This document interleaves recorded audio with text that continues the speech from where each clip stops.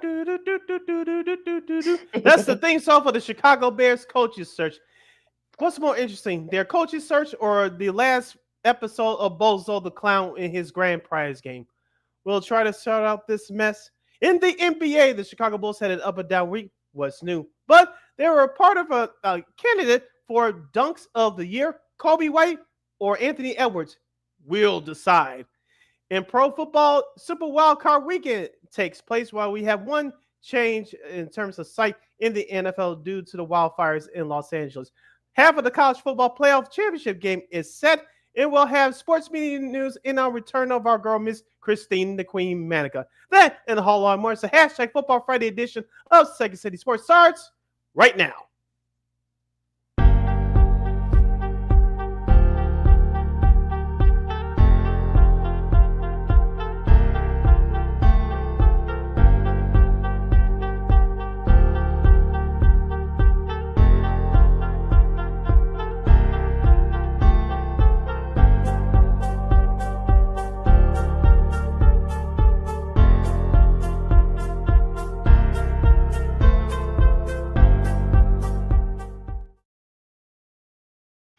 Welcome to another fun-filled Football Friday edition of Second City Sports. You're locked and loaded and live in the living color right here on Sports Zone Chicago, along with Miss Akimi McGee, which is she. I am Cindy Brown. By now, you better know that is me. You can follow yours truly on the Twitter, X, and the IG at CKid80. Once again, it's CKid80. That's SIDKID80. That's SIDKID80. You find my Kenny McGee on the Twitter, executes again, IG. You waiting for George McCaskey to ring your phone? Pretty much. Well, Lakina waits for owner George to ring her phone. You can download that Sports Zone Chicago app wherever you get your apps. Please find follow Sports Zone Chicago on all social media platforms. There's Facebook, Twitter, X, Instagram, and YouTube. Please subscribe to our podcast. We are located at War Media Podcast. That's WARR Media, PODCASTS. We are on all podcast platforms, including the iHeartRadio app. And while you're at it, please give War Media a follow at WARR Media on all social media platforms. That's Facebook, Twitter, X, Instagram, and YouTube. And thank you very much in advance for your support. Like, share, subscribe, and tell your friends. We are unapologetically fun, and we have very definite opinions. If you have any definite opinions during our 2-hour extravaganza we call a Sports Talk Radio show, you can definitely hit us up at Sports Zone Chicago's Facebook page or Sports Zone Chicago on YouTube. Type in those questions or comments in the comments section. Look in and we'll get them up on the screen for you. But if you decide to troll and or do something silly, dumb, or stupid, I've given Lakina full powers. Give your full bill and be a boot. Toodles. But before we begin, we must remind you whether you're watching us live on our social media pages or you're catching us on the replay. Shout out to the replay gang. Don't you ever forget. We're always here for you 24 hours a day, 7 days a week, and 365 days a year. And you know we will provide. We'll provide you with some of the best there on Second City Sports. Of course, our girl Christine Manika from KXRB will be joining us to do our Super Wild Card Weekend picks. You'll be in a festive mood, too. Yes. We'll tell you why in a little bit. And also, of course, we'll preview Super Wild Card Weekend, including a schedule change due to the unfortunate wildfires out in Southern California. An up and down week for the Bulls, big shocker. And also to college hoops and who will join Notre Dame in the national championship game coming up in a couple of weeks. But first, Sid, the coaching carousel of the Bears. I guess the only people that are not interviewing for the Bears job are like the three of us and Christine. So I think we're the only three people who are not who have not been contacted to be the Bears' new head coach. But okay, well, here's who have completed interviews so far: Pete Carroll, DC from Miami, Anthony Weaver, Mike Kafka, the Giants OC and former Northwestern QB. Let's see here. Who else? Mike Vrabel, of course, a free agent. Of course, looks like he's going to be going back to the Patriots. Drew Petzing, the OC from Arizona. And yeah, that's about it so far as we're recording this. And here are some of the names that have not been, who have been requested or will have scheduled to interview. Of course, both the corners for the Lions, Ben Johnson, the OC, and Aaron Glenn, the DC. Cliff Kingsbury, of course, the current OC up in Washington. Of course, he interviewed for the OC job here last year due to the results. And a few other names, but those are kind of like the main names. So, Sid, right now, some of the takes I've been hearing has just been hilarious to say the least. So, but what say you? As I said at the top of this broadcast, the name carousel. It goes in limbo. I think we both should be doing a limbo dance right now. That's the way that this coaching search is about to go for the Chicago Bears. I get it. You want to leave no stone unturned, but Lakina, I'm jumping in the cool kids pool with you. I don't know if I trust Ryan Poles to choose the next head coach. Before we get to a college name that's on that list, I want to ask you: did you check out, at least see the highlights of any of the press conferences from early this week? George McCaskey was last, Ryan Post was first, and Kevin Warren was second. All of them did their individual press conferences in 3 consecutive days. Couple of things that bother me. One, George McCaskey was bothered more of the Detroit Lions taking over Soldier Field than fans chanting "sell the team." But I wasn't surprised that he wasn't mad about sell the team. I'm sure deep down he's upset. Number two, Ryan Poles will not reveal how many years he has left on his contract. It appears to me that he has 1 year left on a contract, and if that's the case, all the potential head coaches that's interviewed for you, they will ask how many years that you will have on your contract, and can they work with you long term, potentially long term. That's another issue. And number three, I know this is a lesser issue, but shout out to our girls Cheryl Ray South from WBEZ here in Chicago. We gotta get her back on the program soon.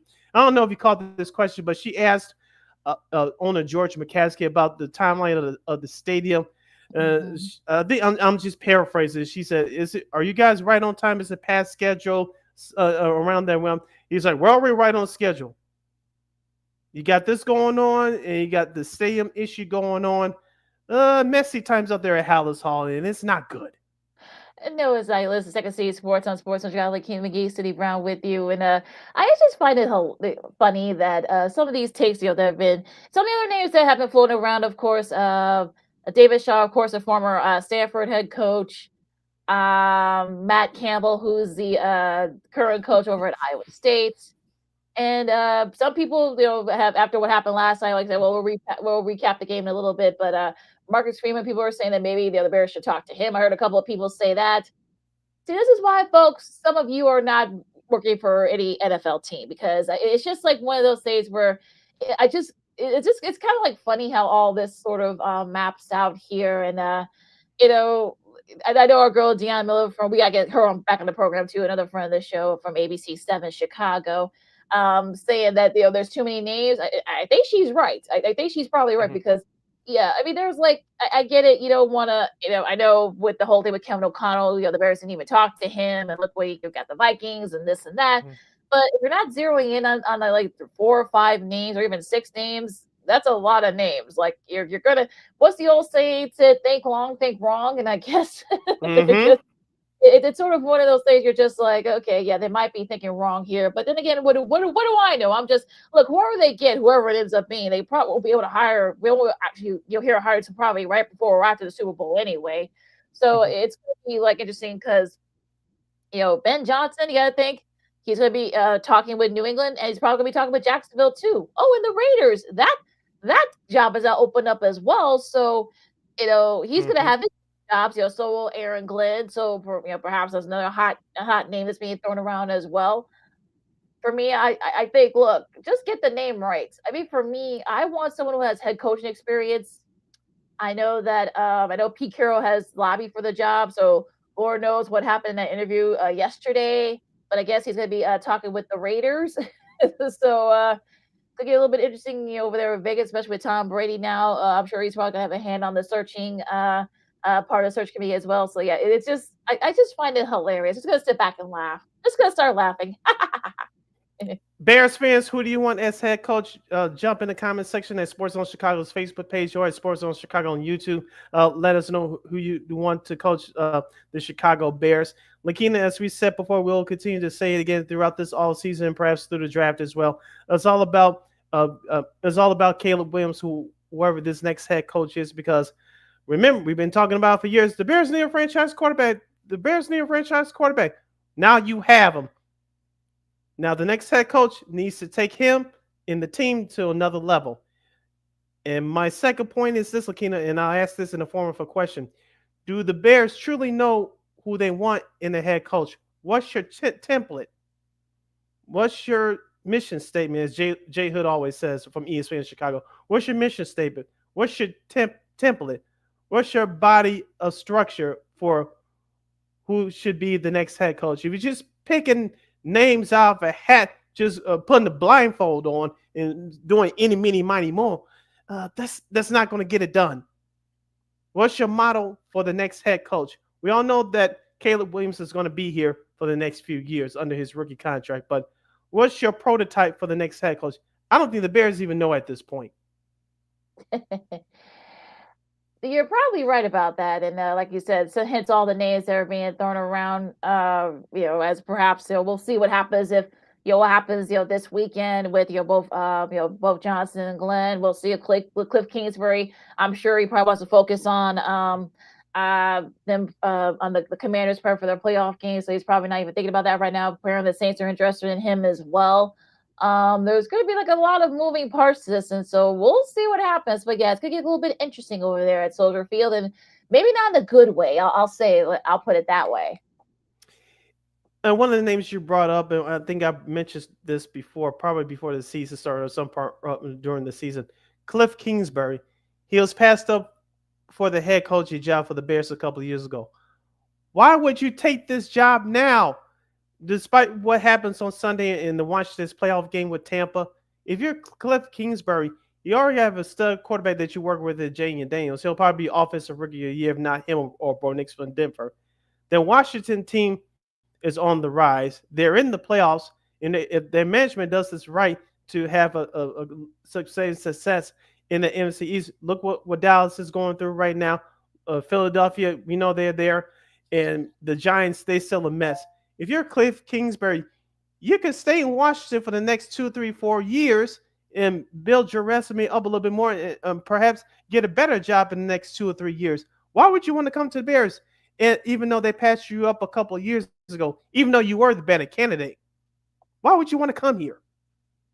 Well, and plus remember, he's still getting paid by the Cardinals. I think he's still just I think this is going to be this season coming after next season is going to be the last season where he'll still get that nice little deal from the Cardinals when he got fired. So yeah, I mean, who knows? I mean, I know he said that he's focusing on developing Jayden Daniels and Washington, but look, I mean, he and Caleb Williams have a history, so it'll be interesting to see if that's going to be the thing, and the input I'm sure of Caleb. I mean, how much input will he have, if any? So it's going to be all these virtual meetings, like Theo said. I mean, it's a little bit weird that some of these coaches are being. Well, I can't deny some of the other coaches, of course, with the meeting virtually. I guess some of these coaches are getting ready for playoff games, but it just seems a little bit like counterintuitive. But I don't know.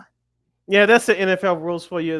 The first round of interviews have to be done on Zoom. You saw what happened in 2020. All the interviews had to be done on Zoom because we were going through the pandemic and everything else was surrounding circumstances at that time. But the rules are the first round of interviews have to go through Zoom. Unlike you, Lakina, you like to have that one-on-one feel, take them out to dinner, show them the facility, and help sell your franchise. Maybe the next round of interviews they'll do that, but in this first round per NFL rules, they have to do this through Zoom.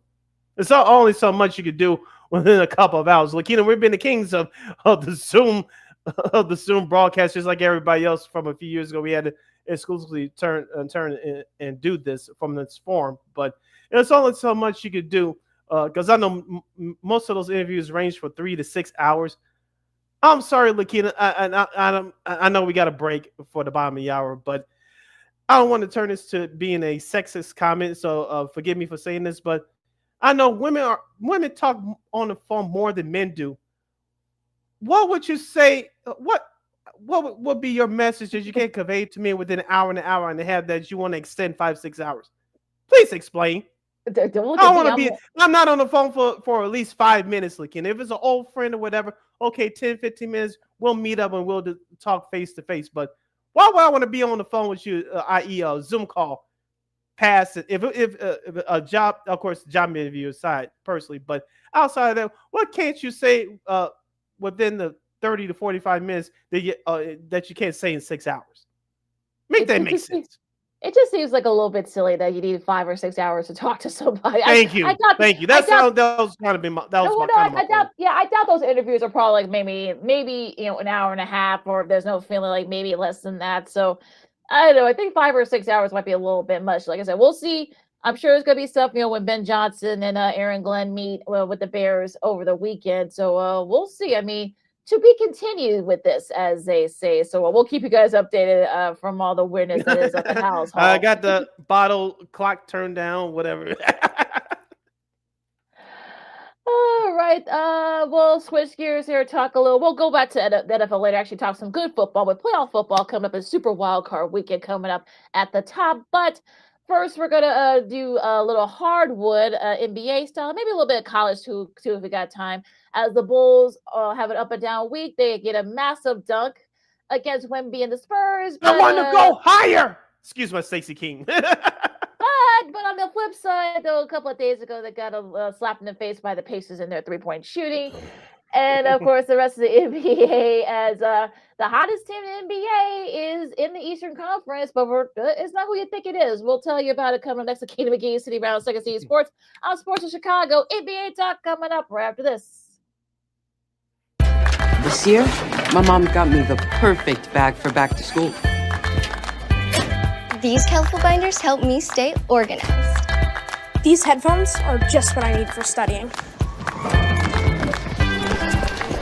These new sneakers are just what I need for the new year. This jacket is a real must-have. My parents got me the skateboard I wanted. It's pretty cool.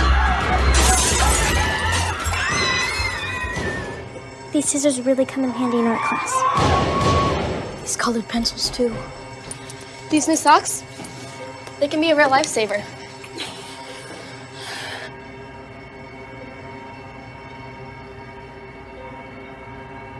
I finally got my own phone to stay in touch with my mom.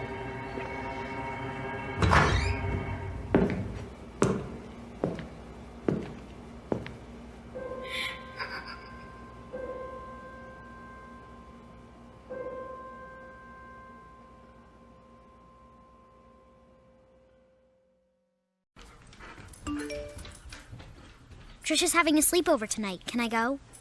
I wonder about Lucy's friends. What should I say? I know you're only 10, but one of these days a friend will offer you a drink. And alcohol at your age can lead to so many things. None of them good. So can I go to the sleepover?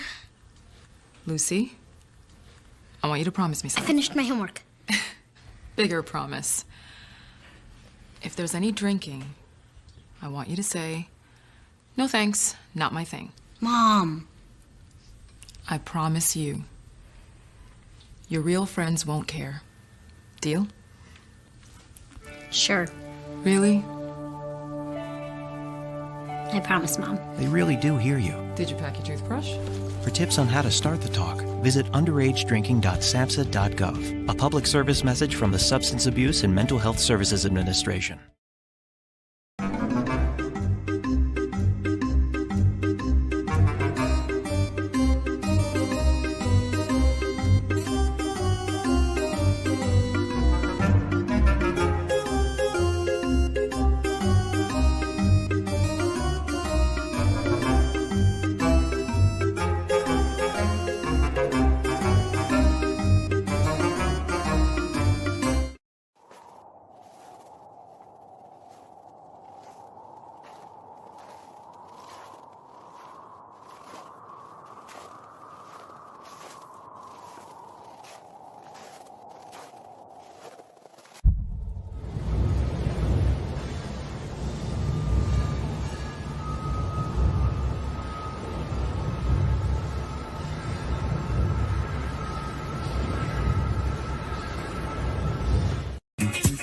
Hey, this is Dr. J, and I listen to Sean and Maya in the morning.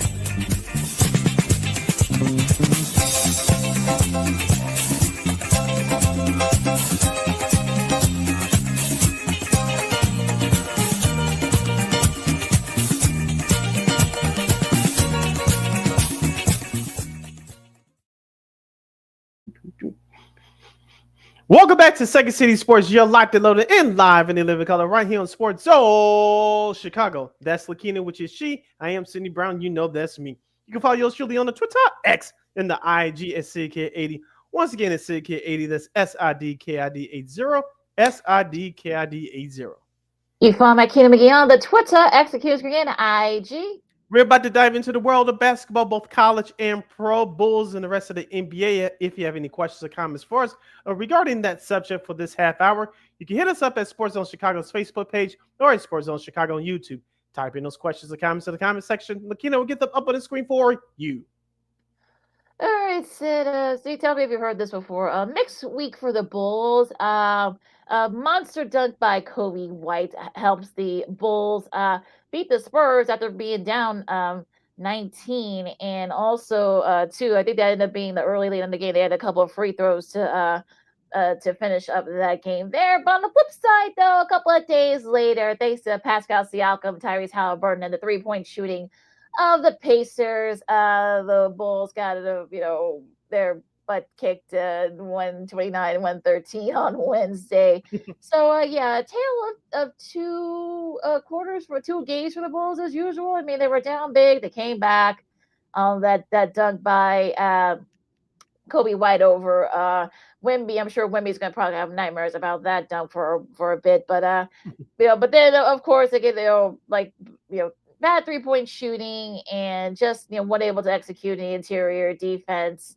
And unfortunately, the Pacers were able to get the Bulls on Wednesday. They are back in action tonight against the Wizards, who are without Jordan Poole now for I guess the rest of at least for like the next multiple weeks at least. So maybe the Bulls. Oh, no free air conditioning at the UC tonight. I guess not. Regarding Jordan Poole. So unfortunately, he won't be.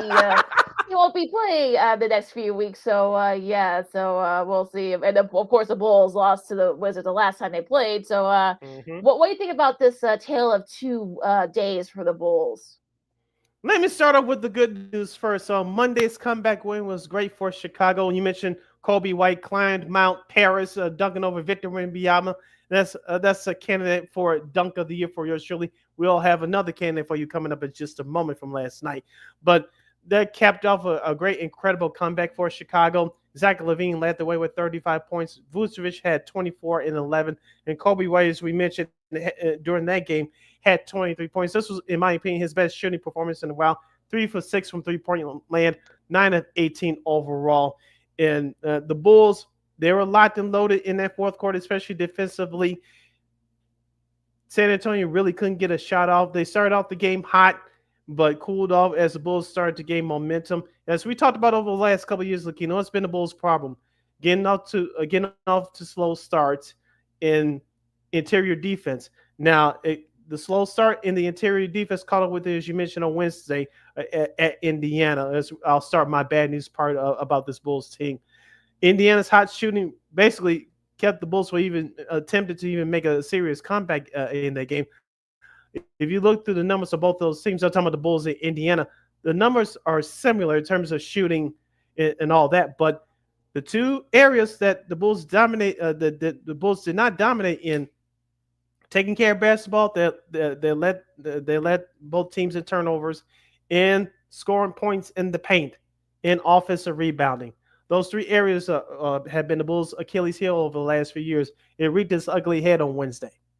Yeah, and sort of like the theme here, unfortunately, not the consistency that unfortunately we've expected from the Bulls. So unfortunately, I mean they were able to come back and they beat the Spurs, but unfortunately, they couldn't overcome that slow start against the Pacers, and of course, the Pacers will make you pay for once if they're especially in the hot shooting. Mm-hmm. So unfortunately, for the Bulls, like I said, we'll see what happens tonight against the Wizards. Like I said, no Jordan Poole, and of course they're trying to bounce back from that loss to the Wizards last time they played, so a few weeks ago. So we see interesting to see what happens there. Now, the rest of the schedule. Real quick, Lakita, before you move on, Sunday's Bulls game against the Sacramento Kings at 2:30. It's the return of DeMar DeRozan. Do you think the Bulls will, no pun intended, give him his flowers with a special video tribute? I would think they would. I'm sure they will. I know that they still kind of tease each other. DeMar actually had a nice talk a couple of days ago. We'll talk about that in a second. They Vooch kind of teased him about it, said, he actually can still dunk. So we'll see what happens there. They're starting up their East Coast. They're doing the East Coast road trip. So we'll get to that in a second here. But yeah, I'm sure they'll probably do a nice little video tribute to him before the game. It's their first meeting this year. So yeah, I don't know why they wouldn't. I think this is the only time I think they're going to be in the UC. So I'm sure they probably will put out a nice video tribute for him. Now we can go into last night's games. Miami with a nice win over Utah. Tyler Hero had 23 points there in that game. The Suns beat the Hawks. 25 points for Bradley Beal. And of course, this is the second game with Devin Booker now being back. You think it's going to take them a couple games kind of find their groove. I know that Beal, 25 off the bench. So, kind of interesting that little lineup they're playing with there. But, Grace Nelson also had 23 off the bench. So, yeah, the Suns got a win that they desperately needed after they lost to Charlotte earlier this week. Yes, we talked about through the preseason and throughout the early part of the season. The big three with the Durant, Booker, and Beal, they all had to stay healthy. Let's put it in. You mentioned Grayson Allen too. He missed the playoff series last year against Minnesota. I'm not saying if he was healthy they would have beat Minnesota, but I think that would have been a competitive series. We all know what kind of pest he is. Watching him with the Milwaukee Bucks here in Chicago against the Bulls a couple of years ago. But Phoenix, they can move up in the West. They actually have a point guard, Titus Jones. But will it take them to the next level? I don't know. But like you said, Lakina, for them to have a fighting chance, they definitely have to stay healthy. Those big three I just mentioned. Houston beat Memphis. Paris Sagan had 32 points for the Rockets. Dallas, Jaden Harley had 25 as they beat Portland. Minnesota beat Orlando. Julius Randle had 23 points for the T-Wolves. Golden State beat Detroit. Edge out Detroit, 19 for Buddy Hield, and 40 points for Darius Garland helps the Cavs. It was kind of back and forth for a little bit, but they pulled away against the Raptors. Going back to the Minnesota-Orlando game last night, Lakina, you didn't mention that Anthony Edwards had the Dunk of the Year candidate number 2 from this week. Dunking on my man Anthony Black. Yes, that's his name, from the Orlando Magic, who wears jersey number 2. Did you see that dunk last night? Oh, it was sick, wicked, and nasty, as Chuck Swirsky would say. Kind of like gave him a piggyback ride, I guess. Yes. And then Anthony Edwards kindly is talking trash to a couple of fans sitting there in the front row. As we talked about, he's one of the new faces in the NBA. You saw what he did in the playoffs last year, leading the Minnesota Timberwolves to the conference finals. You saw what he did also to in the Olympics. Anthony Edwards, I'm not saying he's the next Jordan. I will not say that. He won't say that either, which is very smart. But he has some Jordan-esque flair to his game, and that's what I like. Yeah, and a nice fearless capper. Yeah, kind of like a capper of put that win over Orlando with a nice little dunk there. And of course, the Hornets Lakers game was postponed because of the wildfires. Our thoughts and prayers go out to the folks that have been affected by just the massive wildfires out in Southern California, and just the smoke and seeing the pictures. I would say go to your local Red Cross and help out if you can. Let's see here. Going into Wednesday's games, you got Milwaukee over San Antonio by 16. Dame had 26 there. The Clippers lose to the Nuggets, 126-103. Jamal Murray had 21 there. Portland with a nice win over the Pelicans, 119-100. Detroit, Malik Beasley had 23 as the Pistons beat the Nets. Cat had 27 as the Knicks beat the Raptors. Philadelphia, they're starting to kind of get it going a little bit as they beat the Wizards.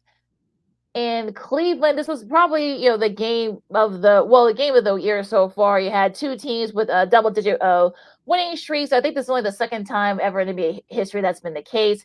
Jared Allen had 25, including some big shots late as they held off SGA and the Thunder. Talk about the Cavs. And with their win last night, of course, they had a back-to-back in that game, but they have now won 13 in a row, I should say. And, that game actually was a 12 home game in a row with at least 115 points and 15 3-pointers for the Cavs. So they're kind of doing it all well and it's been a total team effort. Each guy has stepped up a bit. So you got to give them props for the Cavs so far. Yeah, I think Kenny Atkinson is your hands down winner for NBA Coach of the Year so far, even though we're almost to the halfway point of the year. We talked about it before the season started, Lakina. Donovan Mitchell, he doesn't have to have the ball in his hands all the time to bail you out with a basket. He's a playmaker. As you said, he's setting up his teammates, and he didn't have a great shooting game himself on Wednesday, but those other guys like Darius Garland, Jared Allen, my guy for sure, and Evan Mobley that stepped up. And remember, all three of those guys we just mentioned had significant injuries last year, and they barely got through the season, but those guys have been healthy so far this year. They're playing very good defense. They're sharing the ball offensively, and everything doesn't have to be on Mitchell's shoulders. He still can go get you his basket, but if he fails to live up to his offensive capabilities, he has healthy teammates to bail him out. On the flip side for OKC, SGA, Shai Gilgeous-Alexander, he didn't have a great game either, but Oklahoma City stayed in it, but it was the Cavaliers that made the bigger plays down the stretch. Well, I think health's going to be the key here for the Cavs. We'll see what happens, with them if they can keep it up. Now, to Tuesday's games, real quick, you got the Heat being Golden State. Nikola Jovic, not Jokic, but Jovic had 20 points for Miami. Their win over Golden State. Steph had 31 to lose in effort. Boston beat Denver, 29 points from Jason Tatum, 26 from Russell Westbrook off the bench. No, that's not him calling right now. But is that owner George calling you? Yeah, probably. Atlanta beat Utah with a buzzer beater from Mr. Trae Young. Anthony Edwards, no monster dunks, but he did have 32 points as the T-Wolves beat the Pelicans. Well, Zion had a 360 dunk. Yes, he did. I saw that, but that was probably one of the highlights, but it wasn't enough for the Pelicans. And the Mavs beat the Lakers pretty easily. Quentin Grimes had 23 points. Houston, no trouble. Washington, Jalen Green had 29. And, of course, I talked about it earlier. The Hornets beat the Suns, and Devin Booker's first came back. He had 39, but it wasn't enough as LaMelo had 32 points. And everyone else struggled for the Suns as they lost to the Hornets. Yeah, going back to the Lakers-Mavericks game, you could tell that Dallas is struggling without Luka. He's their primary scorer and ball handler. As we said, when Luka went down, is everybody needs to help. All hands on deck needs to help out Kyrie Irving, and it's kind of been a struggle for them as we expected. But I'm not going to say this is a posterized dunk of the year, but LeBron James has a little hop slip. He had that left-handed dunk over Derek Lively of the Mavericks. Derek Lively, yep. So LeBron still has a little left. Maybe not a lot, but still a little left just to get up just a little bit. Yeah, one of the few highlights for the Lakers as they struggled there. The interesting is that Lively wasn't even born yet when LeBron came into the league, so go figure with that one. Yikes. To Monday's games. Speaking of dunks, DeMar DeRozan, of course, we talked about it earlier, had a nice dunk there. That was against Miami in their double overtime win. He had 30 points there, a season high for him as the Kings beat the Heat, and both figuratively, not literally, in double overtime. Minnesota edged out the Clippers 108-106. Ant had 37 points for the T-Wolves there in that game. The Grizz beat the Mavs, of course, as Sid said. They've been struggling a little bit. PJ Washington only had 17 points for the Mavs. It was Jerry Jackson Jr. that led the way for the Grizzlies in that win. Of course, we talked about the Bulls and Spurs. Milwaukee, no trouble with Toronto. Dame had 25 points. He had a nice sweep there. And the Magic upset the Knicks 103-94. I'm sure Coach Tibbs was not happy about that, as Cole Anthony had 24 points there for the Magic. Great son. Yeah, the Pacers beat just how old we are. The Pacers beat the Nets. The Suns beat the Suns beat Philadelphia, 25 points for Mr. Bradley Beal. Kate coming out at 32 as the Pistons beat the Trailblazers, and it ended up being a pretty thrilling game. And that was the week that was in the NBA. Going back to the I know the Orlando Magic had an up and down week this week. Yeah, going back to the game on Monday against the Knicks. Regarding that game on Monday against the Knicks, they had a couple of big defensive plays down the stretch. The Knicks struggled shooting, especially in that fourth quarter. But the most importantly, the Orlando Magic. Give Jamal Mosley, their head coach, credit for keeping the Magic of their young squad above water this year. They lost Mo Wagner. They're going to get back Pablo Banchero in time for tonight's game. We'll give you the schedule coming up in just a moment. But they're about to get Pablo Banchero back. As long as he stays healthy, we all know that the offense goes through him. We saw what he was able to do his first couple of years in the league. We saw what he was able to do against Cleveland in the playoffs last year. So the Orlando Magic are getting back a dynamic player, and I think it's going to take a few games to get his timing back. About 10 to 15 games max to get his timing back. But watch the Orlando Magic go back to being I'm not going to say the elite team in the East, but I can see them finishing around 4 and 5 if everything breaks out right for them. Health's going to be the thing here. We'll see if Banchero can help and just avoid any more serious injuries. We'll see what happens with that. Now going to the schedule for this weekend, starting on Friday tonight, you got Golden State and Indiana. Golden State starting their East Coast swing. That should be an interesting one down there in Indy. Milwaukee and Orlando, speaking of the Magic. Sacramento, of course, starting their East Coast trip. They play Boston tonight at 6:30. OKC in New York, that's the lone NBA TV game this week. Of course, no Friday night doubleheader on ESPN because of the Cotton Bowl between Ohio State and Texas. Of course, we talked about the Bulls game tonight as they host the Wizards, and Brooklyn and Denver at 8 o'clock tonight. Tomorrow's schedules for Saturday. Houston will visit Atlanta for an early matinee, followed by Utah at Phoenix, Toronto at Detroit, Memphis at Minnesota. This should be a good one there. Miami at Portland as Miami continues their West Coast road trip. Game as of right now is this live broadcast. These two games are scheduled. San Antonio at Los Angeles against the Lakers, and Charlotte will continue their West Coast road trip at Los Angeles against the Clippers. As of right now of this live broadcast, those two games in Los Angeles are scheduled to be played. Of course, stay tuned right here to Second City Sports, the Sports of Chicago. If those games get postponed, we'll let you know before we close up shop here within the next hour or so. So for right now, the two games in Los Angeles are scheduled to be played tomorrow. Sunday. So a lot of early matinee games. Milwaukee and the Knicks, that's at 2 o'clock. You got Denver and Dallas. That should be a good one. Even without Luka, even still at 2 o'clock. Of course, Sacramento and Chicago. Of course, DeMar's first game back at the UC. I'm sure they're going to have a nice little video tribute to him. Note the start time, though, folks, at 2:30. The Pelicans in Boston. You got Indiana and the Cavs. That should be a fun one between those two. Philadelphia and Orlando, OKC and Washington, Brooklyn and Utah, and Charlotte and Phoenix. We'll see if Phoenix can get their revenge after losing to Charlotte on Monday. I'm sure they're going to want their revenge there. So, that is your schedule for this weekend in the NBA. You're listening to Second City Sports on Sports Zone Chicago. Sheila Keenan here, hanging out here with you as we wrap up hour number 1 on #Football Friday. We'll get back to football talk. Kicking off hour number 2 with college football coming up. But Lakina, we have a few minutes left. Let's dig into some college basketball. We'll start out locally as the number 13 ranked Fighting Illini. They get a big win in Big Ten play. They defeated the Penn State Nittany Lions on Wednesday in rout fashion, 91-52. The Illini shot the ball well. Overall for 44%. They shot 81% from the free throw line. It was a total domination performance from start to finish. And it looks like the Illini are, as we talked about for the last couple of weeks, are now back on track with a tough game coming up tomorrow morning against USC down in Champaign.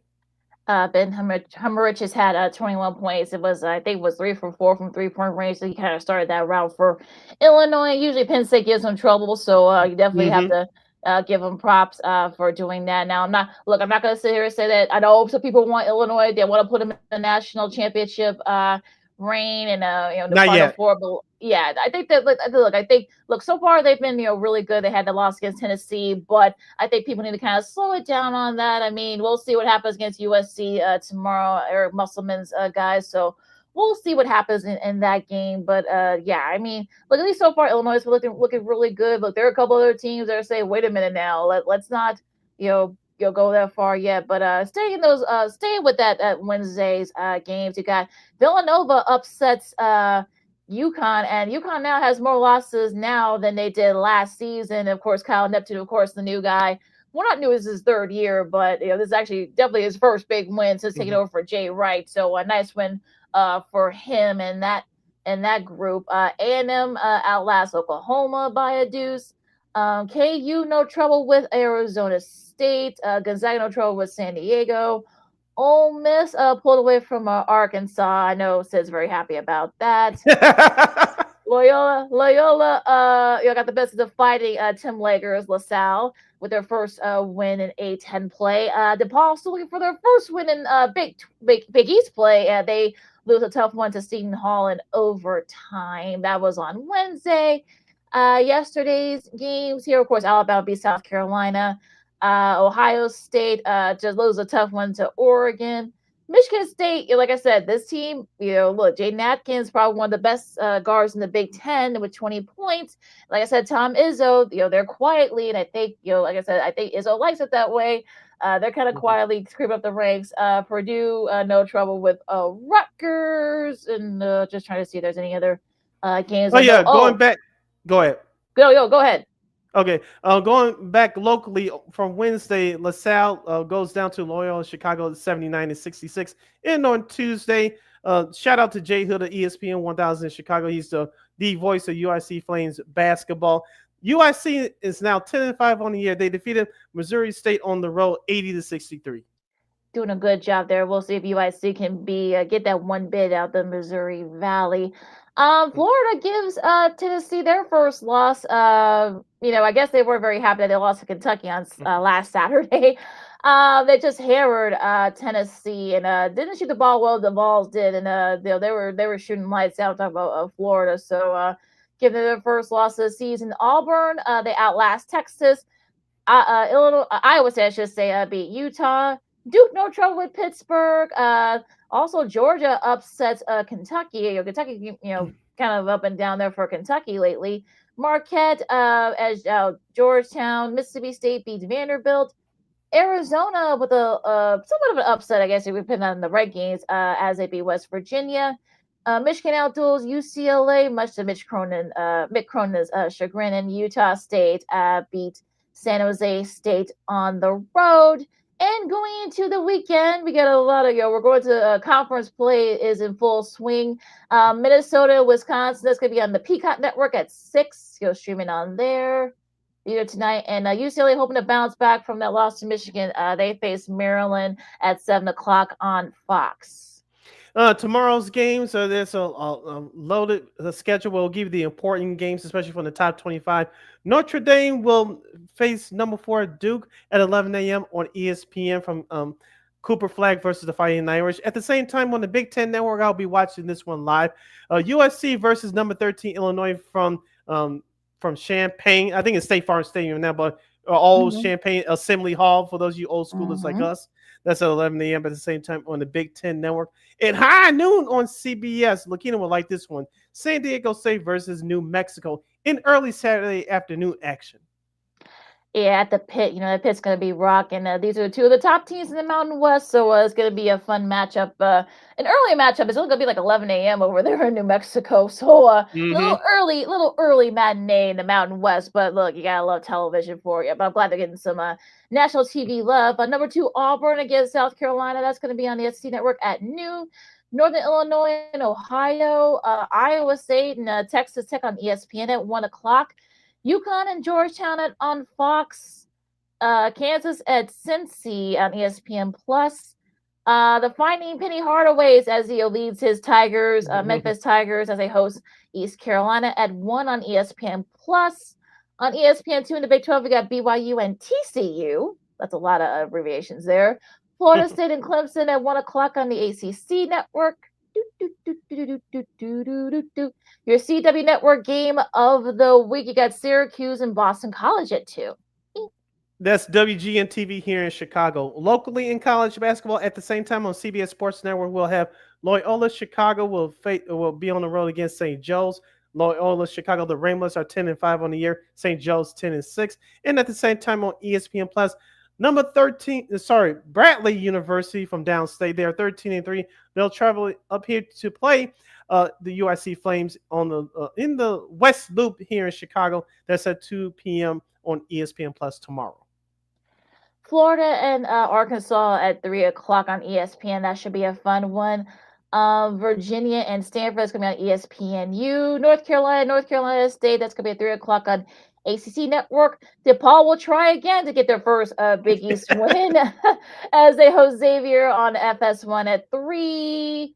Over to the nightcap. Your nightcap. Let's see here. Tennessee hoping to bounce back from that loss to just getting hammered by Florida. They face Texas at 5 o'clock on ESPN. Houston and K-State on ESPN Plus. You got Oklahoma and Georgia on ESPN2 at 5. LSU and Ole Miss on the SEC Network. Going into your night. Missouri State and Southern Illinois and Northern Iowa and Illinois State both on ESPN Plus. Villanova coming off that nice win against UConn. They go to St. John's as they face Rick Pitino's squad on CBS Sports Network at 6. All right, and you're wrapping up the college basketball weekend schedule for Sunday. These are just a couple of important games to pass along. Number 16, Michigan State will travel to Evanston to take on the Northwestern Wildcats. That's at 11 a.m. Sunday morning on Fox, just the Big Fox Network. Of course, Fox 32 here in Chicago. At the same time on the Big Ten Network at 11 a.m. on Sunday, Nebraska will face Purdue in the great state of Indiana. And at 1 p.m. on Big Ten Network, we'll have Washington traveling to the East Coast to Ann Arbor to face number 24 Michigan in the Wolverines.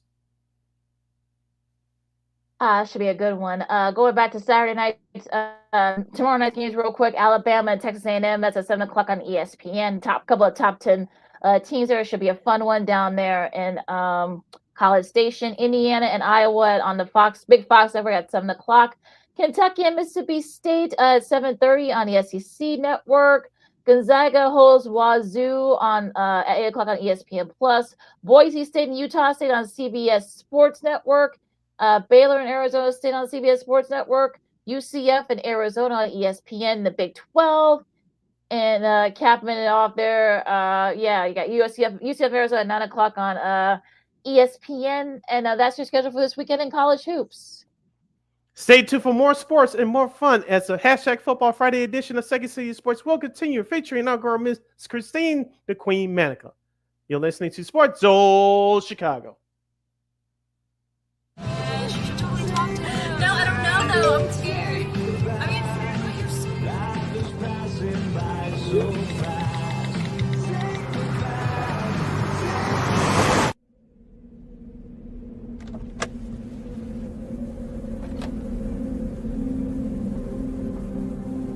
Do you know that you're in my lane?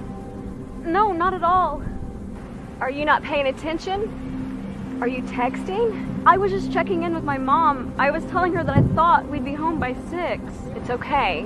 There's enough time.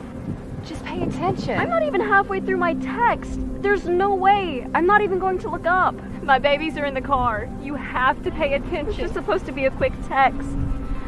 I'm so sorry.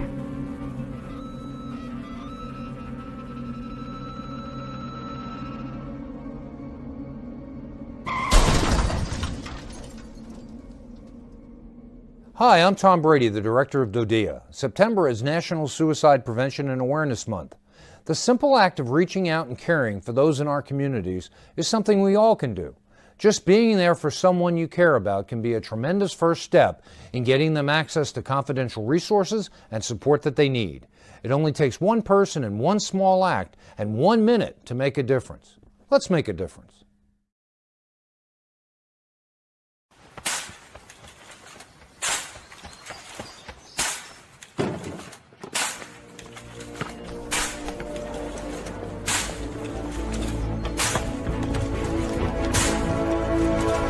Move it!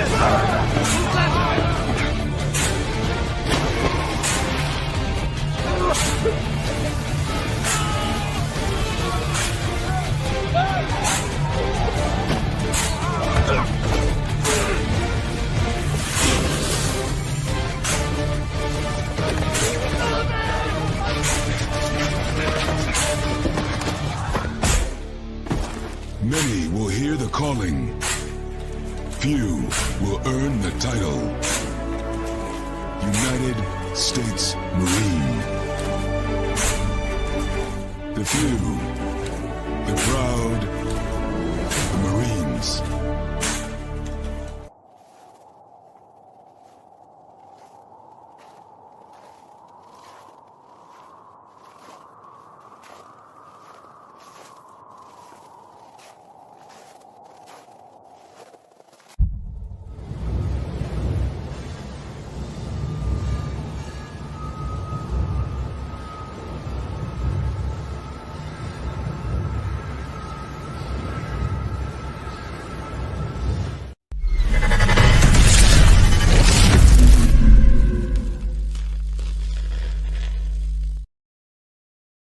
Welcome back to hour number 2 of Second City Sports on the hashtag Football Friday edition. You're locked and loaded and live in the living color right here on Sports Soul Chicago. Lakina McGee, which is she. I am Cindy Brown. You know that's me. You can follow yours truly on the Twitter, X, and the IG at CK80. Once again, it's CK80. That's SIDKID80. That's SIDKID80. You follow Lakina McGee on the Twitter, X and Q screen, and the IG. As we kick off the second hour talking college football and previewing the NFL Super Wildcard Weekend, you can hit us up at Sports Zone Chicago's Facebook page or at Sports Zone Chicago on YouTube. Type in those questions or comments in the comment section. Again, we get them up on the screen for you. All right, Sid, to the Orange Bowl, well, not the new Orange Bowl, I should say, as Notre Dame, they advanced to the title game, beating Penn State 27-24. Mitch Jeter's chip shot field goal. The time expired. Well, not time expired. There's still a few more seconds left, but even still, it was a goal-ahead field goal that propelled Notre Dame over Penn State. Riley Leonard had 223 yards, a TD and 2 interceptions. Drew Ellar 135 yards and an interception that helped Notre Dame set up that field goal. Nicholas Singleton and Contron Allen had a combined 160. 6 rushing yards. Of course, Nicholas Singleton had three of those rushing TDs. Jeremiah Love had 45. He was kind of contained for the most part for Penn State. And Abdul Carter, of course, the great defensive end for Penn State, announced early this morning, more or less, that he is going to the NFL. He's already signed with Drew Rosenhaus, super agent there. Now, going back to this game for a second, I think for me, Sid, look, it was kind of a ho-hum game for about a quarter and a half, and he thought that maybe Penn State was going to dominate. Then, Notre Dame scored in their first couple of drives in the second half. Then, of course, Penn State answered back. They got the ball back. You thought that maybe they could set up for a game-winning field goal. Of course, Drew Ellar, of course, the QB. I know people are saying that he might end up playing on Sundays. I've heard Mel Kiper say that, but he's still got a lot of work to do because apparently he was trying to throw in a double, onto the side, I guess. There were like a bunch of Notre Dame defensive players around the receiver. I believe that was Harrison Wallace III, I believe, and unfortunately he ended up throwing it right to Christian Gray, who had that interception, of course, set it up, and it was just like. Look, this is not me being a hater of Notre Dame and I want to give him credit, but I'm sorry. Drew Ellar basically gave that game away for Penn State. It's just that simple. There's no ifs, ands, or buts about it. Remember, Lakina, we talked about this before we went on the air today. On Monday, I gave you the script for Penn State to win. Drew Ellar had to play damn near perfect game. He had to take care of the football, and Penn State's defense would have to step up. I know they only had 2 sacks, I believe, for time of the Penn State's defense, but they got the two turnovers that I said they need to get. Now, Drew Ellar, he had 2 interceptions, if you can recall, early in the game, but both of them were called back due to penalties on Notre Dame. But Penn State's defense set the tone in that first half. Notre Dame's offense didn't get going to the end of that first half when they got that field goal to cut it to 10-3. And of course, the playbook was opened up once Riley Leonard got back in the game in that second half. But outside of Tyler Warren and Nicholas Singleton, as you mentioned, Lakina, no one else could step up in that Penn State offense. Both those defenses were outstanding last night. Penn State in the first half, Notre Dame in the second half.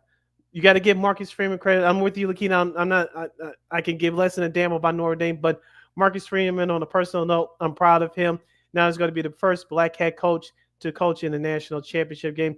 We said that Notre Dame's offense wasn't stellar. Their running game was stellar last night, led by Jeremiah Love. He scored a couple of times last night. But outside of that, it was Notre Dame's defense, which has been stellar all year long. They took over in the second half until Notre Dame's offense got going. That's exactly what happened. We gave it the script on Monday. It lived up to what I thought was going to be last night.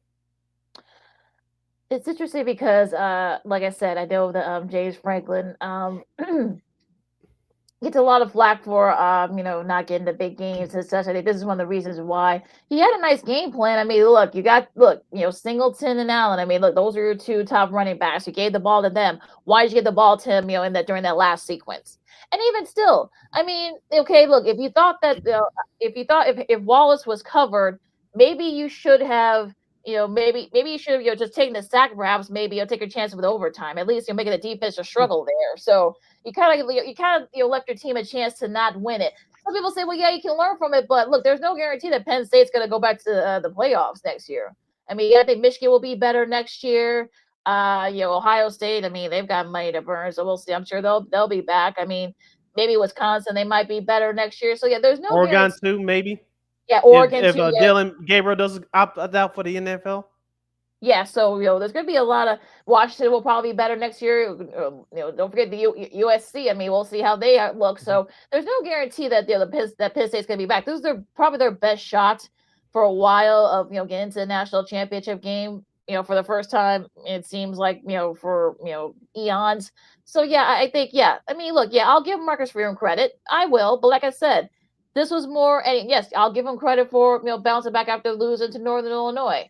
But again, I mean, this is sort of one of those things where you're kind of like the mistakes came back to bite you, and this is the one thing where Allard could not do, and that the one thing he couldn't do, he did. He had that pivotal turnover that set up the game-winning field goal, and I'm sorry, I'm not going to waver on that. I also listened to one of those national shows last night, and they brought up the question: should James Franklin be fired after losing? The show was airing before the game, but after last night's results, do you think James Franklin should be fired?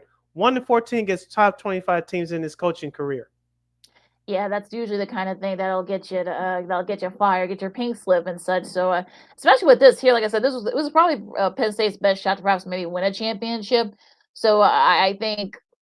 Yeah, I think. Look, I think it's gonna be a little bit late to to get rid of a coach, especially with the way the transfer portal is and such. You're gonna have to implement a new head coach. Now, if he struggles next year, he doesn't, beat. Like I said, I don't know what their schedule is.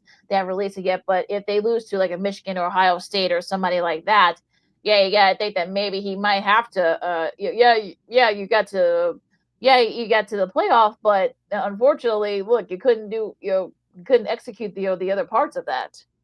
Yeah, I'm with you. I will give him next year, and then I'll get back to the same spot, or perhaps go to the national championship game, like you said, especially with the transfer portal being permanent now in college sports. Then I would consider giving him the axe.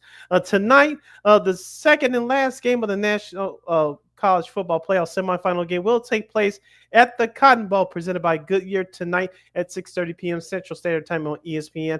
Number 8, the Ohio State Buckeyes, head coached by Ryan Day. He'll lead the way against number 5 Texas and Mr. Sarkisian, which is their head coach.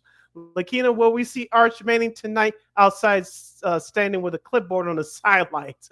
Because the more you hear from from Texas fans, we want Arch Manning in there. I think you'll get that chance next year, barring any injury to Quinn Ewers tonight. But barring injury, I don't think you're going to see Arch Manning tonight unless they're up really big or they're down really big. Could be interesting to see how kind of like who's going to set the tone early. I think if you're Ohio, so you want to try to go fast and probably score. Let Will Howard kind of like fling it as much as possible. If you're Texas, you want to try to maybe perhaps get Ewers kind of like comfortable in that setting, and we'll see if Whizzer maybe use a running game a little bit more for them. So it could be one of those chess matches where like it's going to be the defense that's going to have to step up. I mean, both these teams have really solid defenses, so. if Ohio State can slow down, yours force a turnover, but also if Texas can first Will Howard perhaps maybe make a mistake. So for me, I think this is really going to depend on like which defense to kind of set the tone and like set the pace of it, because that's really going to be the key here. If you're both Texas and Ohio State. I want to focus in on the running games for both of these teams. First, for Ohio State, you still have Junkins and you still have Trevian Henderson. I think he could play on Sundays. I don't know what his class status is as far as next year is concerned, but I like the way he's been running the ball this year. I know him and Junkins both have over 800, close to 900 yards of rushing over the year. Now, Texas can run the ball too on the flip side. So I'm not going to say it's kind of the same script that we laid out on Monday previewing the Penn State Notre Dame game, but you kind of think that it's going to be the same feel. You have both quarterbacks, as you mentioned, both outstanding cornerbacks on each side. I think whoever has combined for 250 yards rushing, obviously as a team, is going to win the game. That's going to be my benchmark. Whoever reaches the 250 rushing yard mark with 2 touchdowns, that's the team that's going to win the game tonight. And like I said, setting that tone early, and it's going to be interesting to see. Like, we'll see the crowds down there in Arlington. I know it's been snowing down there in Texas, so it's going to be interesting to see how many people. I'm sure it's going to be nice and warm there in Arlington down there at the Cotton Bowl. So it's going to be interesting to see like how that kind of sort of sets up. How many Texas fans are there? Ohio State, we know they travel well too. So going to be a little bit interesting how much. I'm sure it's going to be a little bit more. It's going to be in Jerry's World tonight. Yeah, so it's gonna be to see like how it might be more Texas fans than Ohio State fans. Austin and Arlington is like about two and a half hour drive. So from the UT Austin campus, so it's gonna be interesting to see what gonna be kind of like, okay, who's gonna have the edge here. But yeah, who's gonna be kind of like the X factor and who's gonna be the sleeper, because I think the receiver is gonna be the sleeper. So which receiver is gonna make the big play? So should be interesting to see what happens tonight. All right. And once again, Ohio State versus Texas tonight at 6:30 p.m. Central Standard Time on ESPN, live from Jerry's World down there in Arlington, Texas. You're listening to Second City Sports on Sports All Chicago. Sailor Keely here with you.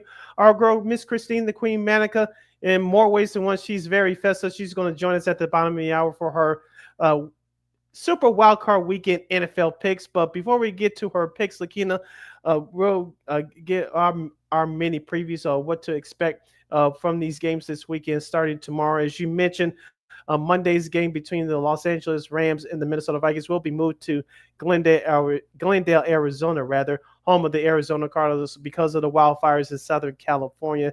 As we said before, we send our well wishes to those folks affected in that tragedy in the Southern California area. From all of us here at Sports on Chicago, Second City Sports. But the first game up on the docket tomorrow, Chargers and the Houston Texans at 3:30 on CBS. What do you expect in this one? Yeah, of course they always put Houston in those early game windows. This game will be on CBS and Paramount Plus. Like I said, I mean, I think if you're the Chargers, look, they're used to being on the road. They actually have a better record on the road than they do at home this year. So I'm looking forward to see like how they're kind of like setting the tone. And if you're Houston, you want to try to see if you can. I know CJ Stroud's gotten kind of a bit of a sophomore slump, so hopefully this might be the time to perhaps maybe get out of that sophomore slump. If you're the Texans, if your defense could try to kind of like force Justin Herbert to kind of like make mistakes, make error throws. And look, J.K. Dobbins is back for, I think he's probable, so we'll see if they can kind of like try to get it going there for the Chargers. So yeah, I think with their injuries, like I said, we're not doing our picks yet, but I think it might be too much injuries for the Texans. I mean, for the Texans to overcome. As you mentioned, for the Chargers, they're going to have to run the ball, especially if J.K. Dobbins returns from injury. On the flip side, for the Texans, as you mentioned, with the injuries to Stephon Diggs and Tank Dell, we'll see what C.J. Stroud's head is at. And Joe Mixon, who started off hot in the beginning of the year, and as I told you, he's the MVP of the Texans offense. With his injuries in the middle of the season, the Texas offense went down the chute just like that. So how many times they're going to give the ball to Joe Mixon, which should open things up for Dalton Schultz and the rest of that tight end core for Houston? I don't know how long will they stick with with CJ Stroud should he struggle, but they got to give Joe Mixon off the Bucks running. If they could do that, I think they'll have a fighting chance. But I expect this game to be a low-scoring game, and just like I said with the Ohio State Texas contest, whoever can run the ball effectively and get that crucial turnover, that team is going to be the winner.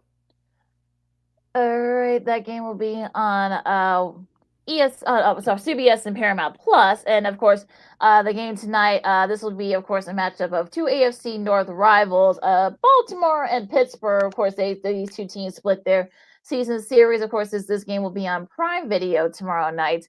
Like I said, I think Pittsburgh, of course, George Pickens. Look, you're whining about not getting the ball. Well, you keep getting the ball, but you keep dropping it. So especially insert look at last week's game against Cincinnati. So look, if you want to get that get off that schneid here, as they say, they're gonna have to get it going. I'm talking about their offense for Pittsburgh, and if not, it looks like this game could end up ending early for the Steelers.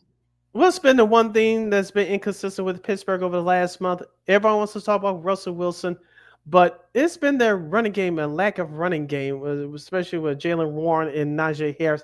Both those guys have not run the ball effectively. To have a fighting chance against Baltimore's physical defense, they're going to have to run the ball well, which takes the pressure off of Russell Wilson. We all know that the Steelers have great special teams. You may see a trick play or two tomorrow. Don't be surprised. But the Steelers have to establish their running game early. On the flip side for Baltimore, it's all about Lamar Jackson, who should be the NFL MVP. We'll see if he gets that award in a month from now. But I think that Lamar Jackson is going to have a solid game. He's going to use his tight ends with Blake Lively and Mark Andrews and the Zay Flowers injury. I don't know if he's going to play tomorrow or not, but you got to have Rashad Bateman and some of the other receivers step up for Baltimore. And the Steelers struggle to run the ball. They expect Baltimore to put the foot down offensively. I think this could be a high-scoring game for Baltimore if Pittsburgh's not careful here.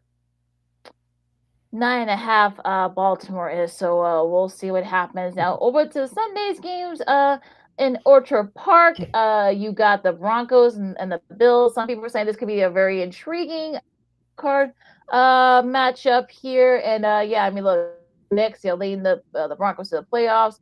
The defense for the Broncos, it'll be interesting to see what happens. What they do. You're having to slow down Josh Allen. Buffalo, they have a lot of experience coming in, so we'll see if this is going to be like an experienced team, or we're going to have a team that's a little. I know, but I think it's going to be interesting to see the experience is a factor here. Yeah, experience will be a factor here, especially with that Buffalo defense. Congratulations to Sean Payton and the Denver Broncos for making the playoffs for the first time in almost a decade.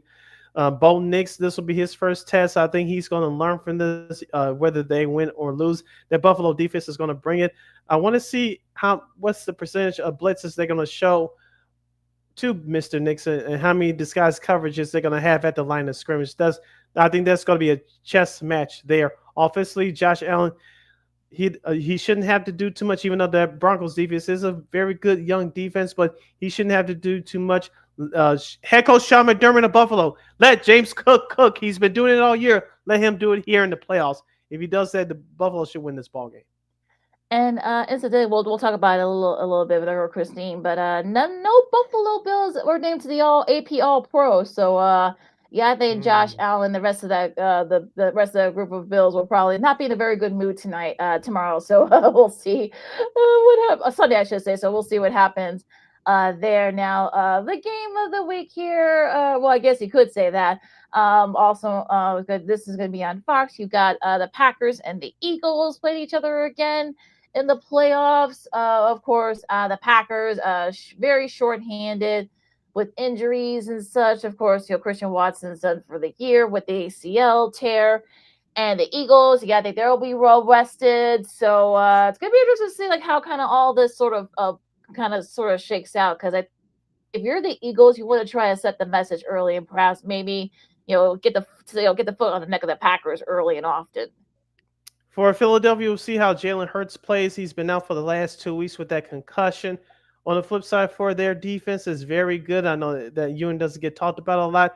I want to see how they contain that Green Bay Packers running game with Josh Jacobs.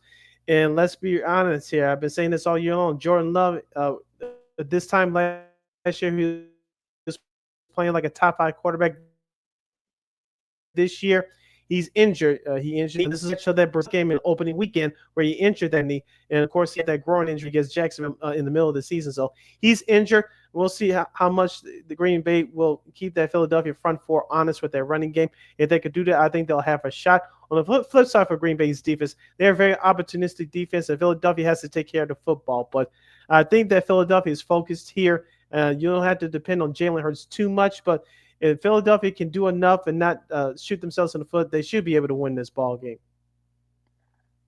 Okay, and the Sunday nighter, you got the Commanders and the Bucks. Could be an intriguing one over Raymond James. You got the Jaden Daniels, of course, another rookie leading his team to the playoffs. And I think you're going to be facing the Bucks defense that's going to be a little bit you got to deal with Vita Vila, so good luck with that. But I think if you're the Bucks, you want to try to kind of set the message, set the tone early, set the message early to the Commanders, and perhaps maybe Jaden Daniels right away. Yeah, Baker Mayfield's been playing out of his mind this year. I know he has 14 interceptions to end the regular season, but he's been a part of their MVP on offense, along with Mike Evans, their stud wide receiver. But watch out for Bucky Irving and Rashad Wright. The combination, the 1 and 2 tandems for the Tampa Bay running game, has been on fire for the last month and a half. And so the Washington Commanders, they're a very good defense, but they got to contain those two guys to keep them within the tackles. For Washington, they got to find their running game. Jaden Daniels put that team on his back a couple weeks ago to clinch a playoff spot against Atlanta. I think he had close to 100 yards rushing, but if your quarterback leads the team in rushing, that causes a lot of problems. So I think it's going to be another chess match for Bucks head coach Todd Bowles, how he will defend Jaden Daniels. He has a great target on the outside with Terry McLaurin. Don't forget about veteran tight end Zach Ertz. He's a big key of this Commander's offense as well. So I think it's going to be a chess match between to defend these two quarterbacks.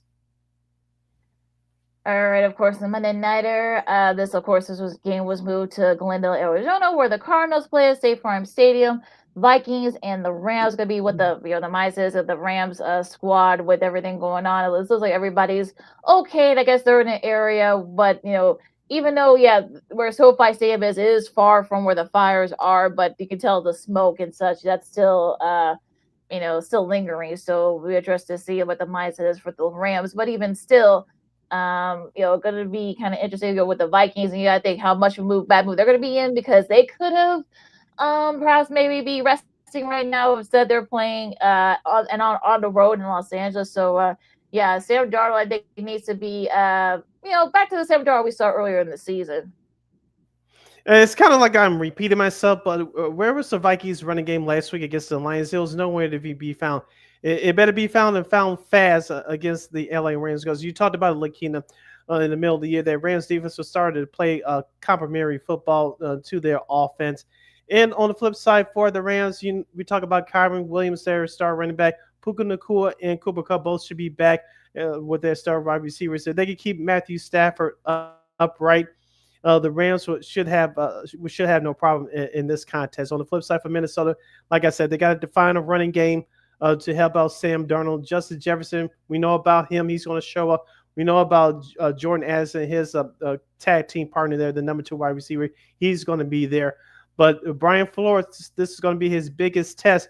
You thought Detroit was a big test last week, which it was, and you did not pass it. This Rams defense is now back and healthy after a week off. Brian Flores, the defensive coordinator of the Vikings, he's definitely going to have the ultimate test, because if you can't stop the Rams running game, it's going to be a long evening. All right, we got our girl Christine Manika from KXRB on deck, of course. This is Second City Sports on Sports in Chicago. We'll have our super wildcard weekend picks and sports media news, and a former White Sox makes an announcement. We'll have that a lot more with our girl Christine coming up next. Lakina McGee, City Brown, Second City Sports on Sports in Chicago. More fun right after this as we wrap things up. This year, my mom got me the perfect bag for back to school. These colorful binders help me stay organized. These headphones are just what I need for studying. These new sneakers are just what I needed for the new year. This jacket is a real must-have. My parents got me the skateboard I wanted. It's pretty cool. These scissors really come in handy in art class. These colored pencils, too. These new socks, they can be a real lifesaver.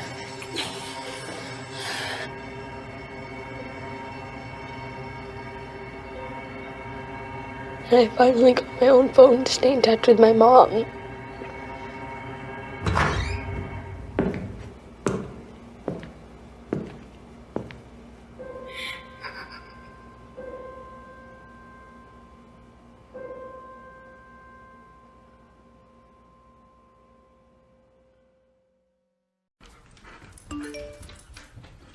Trisha's having a sleepover tonight. Can I go?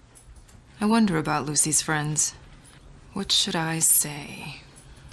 I know you're only 10, but one of these days a friend will offer you a drink. And alcohol at your age can lead to so many things. None of them good. So can I go to the sleepover? Lucy, I want you to promise me I something. finished my homework. Bigger promise. If there's any drinking, I want you to say, "No thanks, not my thing." Mom. I promise you, your real friends won't care. Deal? Sure. Really? I promise, Mom. They really do hear you. Did you pack your toothbrush? For tips on how to start the talk, visit underagedrinking.samhsa.gov. A public service message from the Substance Abuse and Mental Health Services Administration.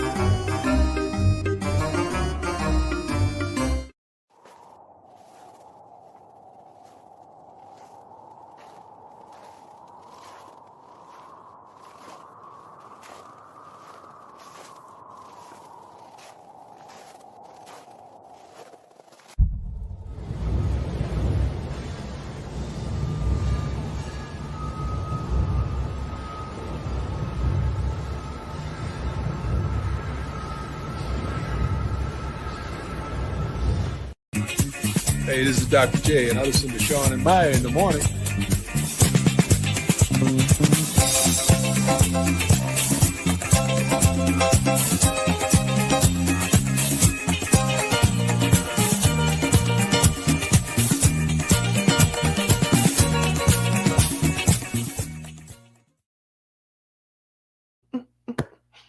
Welcome back to the Hashtag Football Friday edition of Second City Sports. You're locked and loaded and live in the living color right here on Sports Soul Chicago. I'm Sid, that's Lakino. You can follow yours truly on the Twitter, X, and the IG at CK80. Once again, it's CK80. That's SIDKID80. That's SIDKID80. You follow my Keenan McGee on the Twitter, X, and Q's and the IG. This is our last segment of the show for today and for the week. So if you have any last minute questions or comments for us, you can hit us up at Sports Zone Chicago's Facebook page or at Sports Zone Chicago on YouTube.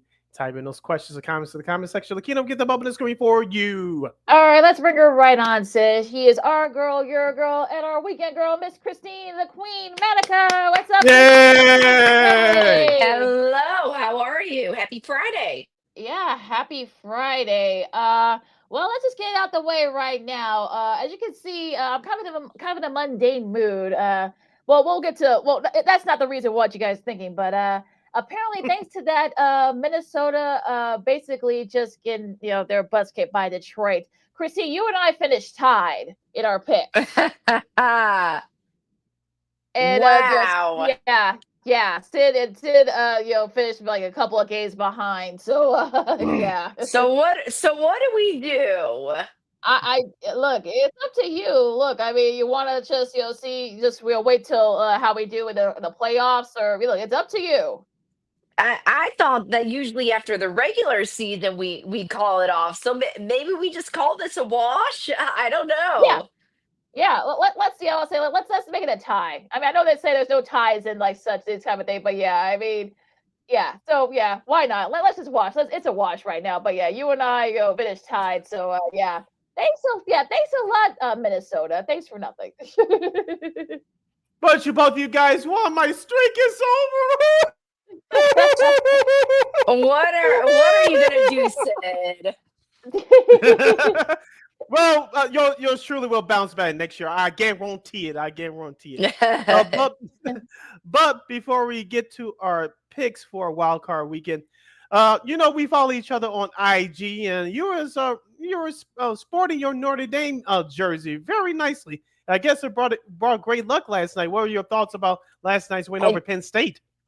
I don't wear that jersey often just because it's a Joe Montana Notre Dame jersey, but Yeah. I wear it for big games, and that one was a great defensive battle. I saw that Penn State only targeted the tight ends and the running backs, and the wide receivers didn't get any targets, and it's the first time in like 20 years that has ever happened for Penn State. So it's kind of crazy, and it just goes to show how strong Notre Dame's defense is. And the same goes for Penn State too. They had a great defense as well, and I knew that it was going to be a defensive battle. I didn't think the score was going to be as high as what it was.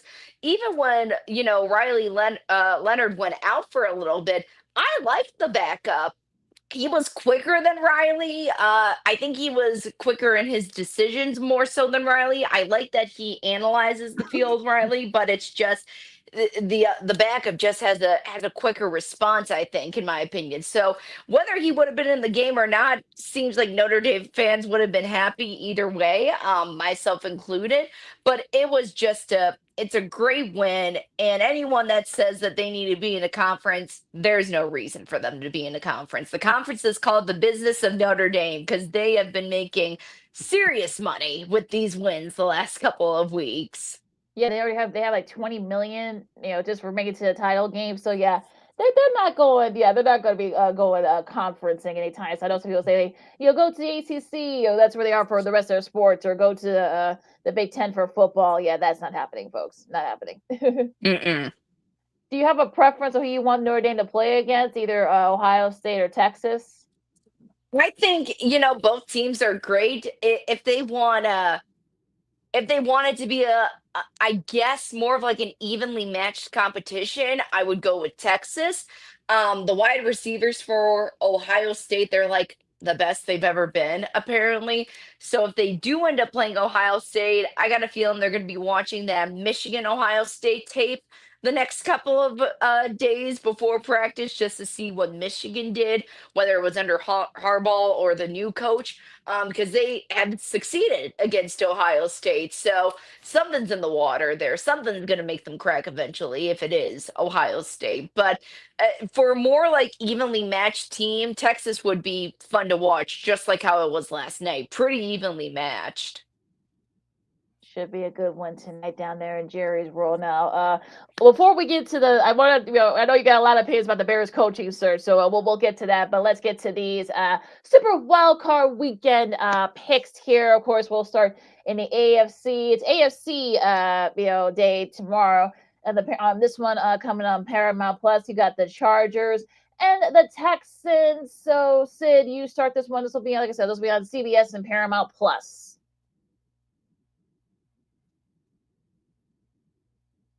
The Texans win the AFC South for the second consecutive year, but C.J. Stroud is having a sophomore slump. Speaking of Ohio State, the Chargers, as we talked about in our last segment, they're a better road team this year than they are at home. 6-3 away from SoFi Stadium, to be exact. The Chargers are favored by 3 points on the road here. Houston's too injured, and I don't trust them to get it going offensively. So I'm going with the Chargers there to play here. Yeah, I would go with Chargers for this one too. That's an easy pick for me just because of how depleted the Texans are. And I've said from the beginning of the season that CJ Stroud is just in a little bit of a downward turn this year.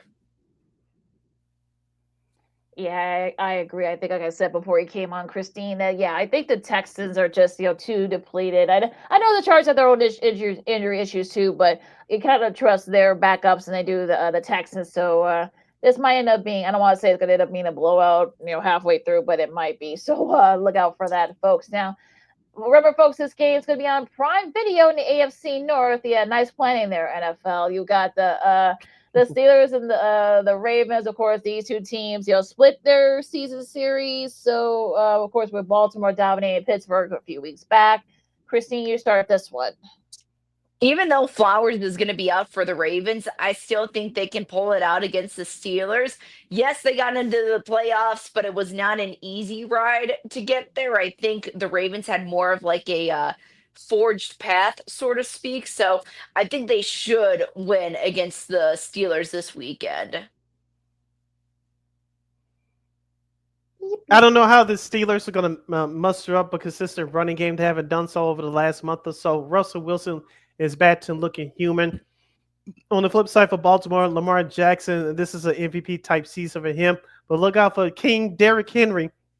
He should be able to keep that Steelers front four honest and on their toes. So I'm going with Baltimore here, and they're currently favored by 9.5 at home. Yeah, so I mean, you have to take the over on that one. George Pickens, catch the ball. You've been wanting that. Russell has not give you the ball, catch it. Come on now. But yeah, I think even with that, I mean, the run game, the Steelers has been nice these last few weeks. I don't think they could get it right within the week. Looks like Baltimore, if they don't do silly things, they should be okay. So yeah, I think Baltimore. I think it'll be close for a little bit, like it usually is between these two. But I think Baltimore should be able to pull away in the second half here.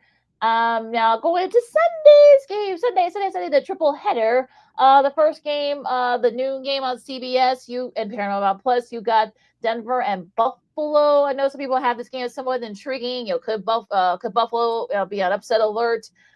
I think so, but I think the experience. I know that they've got rid of some of their guys who've had the experience, but you still got Josh Allen, Von Miller on defense. Their defense been playing pretty well lately. I think they're going to try to send a message to Mr. Bo Nix, and I think if as long as Buffalo doesn't kind of have that slow start like I did a few weeks ago against New England, I think they should be okay.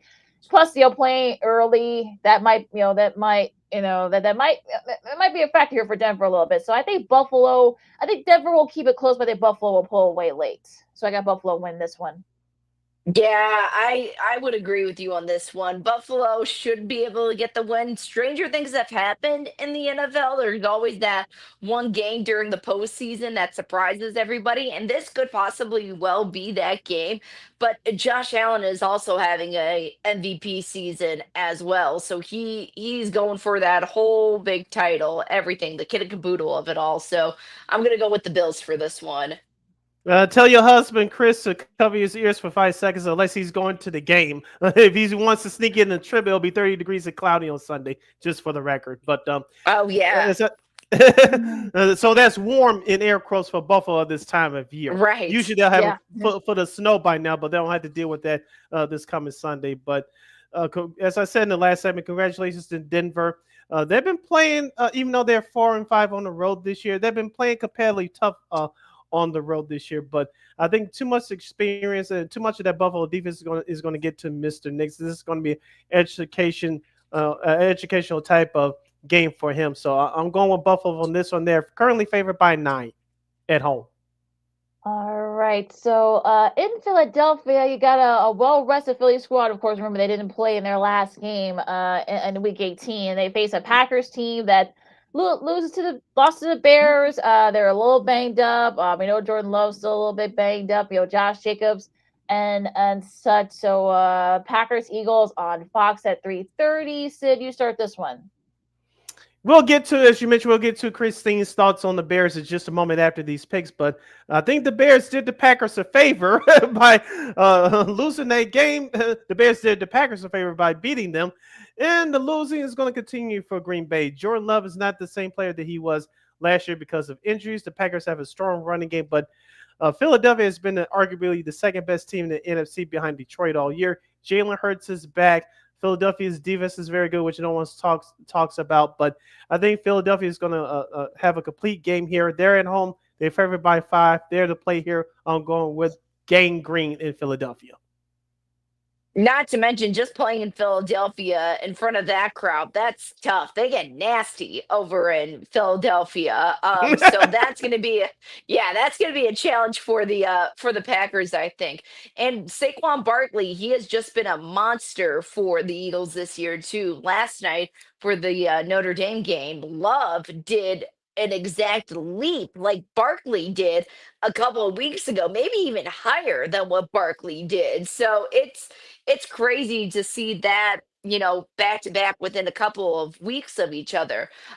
Even though Jalen Hurts is back, I expect him to be a little bit rusty just because of that concussion protocol. But I think the team is going to help him through the rest of the way. So I'm going to go with the Eagles. Yeah, keep it short and sweet. I think the Eagles too. I think the Packers. I think yeah, like you said, they did do them a favor, but unfortunately, got to go against a Philly team that's well rested. Saquon Barkley's probably going to be itching to, since he could get a chance to break the rushing record. I know he's going to want to try to run all over the Packers front seven. So it should be interesting over there in Philly. But yeah, I think the Eagles should win this one pretty I don't want to say handily, but I think they should be okay there. Now the Sunday night matchup in the NFC wild card, you got the Commanders and the Bucks on NBC and Peacock. Christine, you start this one. I'm gonna give it to the Bucks. I love Baker. I like Mike Evans. I know everyone's calling this a dynamic season for Jaden Daniels. I would call it he's having a great rookie year. I don't think it's comparable to what CJ Stroud did last year, but he is having a good rookie season and could very well get the not the MVP, the Rookie of the Year award. And it's a good run for the Commanders in general, especially for Dan Quinn. But I like Baker. I'm gonna pick the Bucks for this one. Mm-hmm. As I said in our last segment, it's going to come down to the defenses, how they scheme against these two quarterbacks, and also watch out for the running games for both of these teams. I think Washington lacks in that department. If Jay and Daniels has to take it upon his shoulders to be the leading rusher, is going to be a problem. On the flip side, you have Bucky Irving and Rashad White for Tampa Bay to run the ball with that 1 and 2 tandem. The Buccaneers are favored by 3 points at home. I'm going in the I'm going in the upset. I'm taking the Commanders. Oh, okay, interesting. Yeah, I mean, I think that's secondary for Washington though. I mean, we saw them against the Bears, so yeah, they're a little bit questionable. So if Mike Evans ends up having a big day, you'll see why. And I think the run game for the Bucks will do just enough to kind of like keep Daniels and the rest of the offense off the field for Washington. So it'll be close for a little bit, but like I said in the previous segment, but yeah, I think Tampa will pull away late and they should be able to win this one. Now, of course, last but definitely not least, of course, ESPN.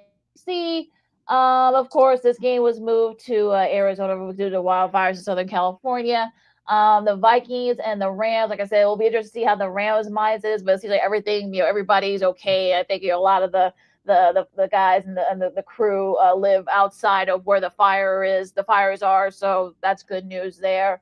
And I think Minnesota might be a little bit upset after losing to Detroit. So I might be wrong. Like I said, Lord knows I was wrong a couple of times last week. That's why I didn't win when our pick was outright. But I think Sam Darnold does bounce back. I know the defense for the Rams is not the Aaron Donald defense we saw, but I think the Vikings will do just enough to win the game. And I think they're going to want to kind of like try to be a little bit, more fanatic like they weren't in Detroit. So I think the Vikings would just have to win this game, but it should be a good one out there in Arizona. I think it was a good call on the NFL to move the game first off to a different location just because of the fires going on. And for anyone that's going through that, thoughts and prayers to you, because it's very hard to watch that video and to see the pictures. We got family out there, thankfully, that aren't affected yet. They're doing okay right now, but it's very hard to just look at those videos and pictures. So definitely hearts go out to anyone who's dealing with that. When it comes to the game, though, and I think Matthew Stafford, the quarterback for the Rams, put it perfectly that this is going to be hopefully a great distraction for a lot of people going through those tough times. And I expect this to be a good game for that reason. when it comes to who I think is gonna win, I'm going to say I'm going to say the Rams just because they got the heart. They know that this is the tough time that people are going through right now, and they want to win this game for California, not just for the team, but for California as well. No matter who you cheer for in that state, because there's a lot of different football teams out there. So I'm gonna pick the Rams for this one. I'm going with the Rams as well. Minnesota's currently favored by 3 points on the road. So as you mentioned, Christine, both those teams will be adapted to the time zone in Arizona because of the playing on Monday night. But it's going to come down to the running games for both teams, as I said in the previous segment. Aaron Jones and Tyson Chandler, no, not the former basketball player, but they were MIA last week at Detroit. You still have Kyron Williams on the flip side for the Los Angeles Rams. It's going to come down to the running game here for both of these teams. Don't be surprised if this is a low-scoring game. And so I think the Rams, they'll make one more big play than the Vikings will. And I have the Rams winning this one, probably by a field goal. As I said before, as of right now, as of this live broadcast, Minnesota's favored by 3 on the road. Should be a good one, all of those 6 of these games, but yeah, it should be fun. And of course, CBS, Prime, NBC, Fox, and of course ABC, ESPN will be are your home for the Super Wild Card weekend. Should be a fun weekend coming up. As you listen to Second City Sports on Sports with Chicago, Keenan McGee, City Brown, and our girl Christine Manika from KXRB joining us. All right, Christine, you had a chance. I'm sure you've had some time to ponder. Have you seen some of the names that are being floated around for the Bears coaching search? Yeah, so you don't have to give us your favorite. I'm sure we're still just in the beginning of this process. So, what are some of your faves and the names you're thinking about that should be up for the job, or who should get the job? Honestly, Vrabel is up there. Everybody thinks Mike Vrabel would be a good fit for this team. I also don't hate the idea of having Pete Carroll on. Number one, even before he's even been offered the job, he already is showing his enthusiasm and energy for this team. And he even said that he already has a whole list of coordinators and coaches that he wants on his staff. So that to me shows that not only are you passionate about the game, but you're passionate about this team and you see the future and the potential in this team. He also knows how to work with young quarterbacks. We saw that in the beginning with Russell Wilson when he first got into the league. And I think Caleb Williams and him can vibe off of each other with that energy. Some people are saying, yeah, but he's in his 70s.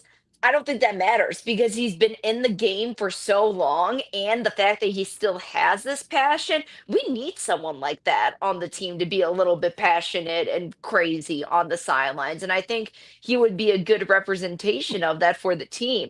Ben Johnson, obviously, his name is being thrown out there. I think he's getting interviewed by the Bears tomorrow, or is it this at one of the two? He's either today or tomorrow.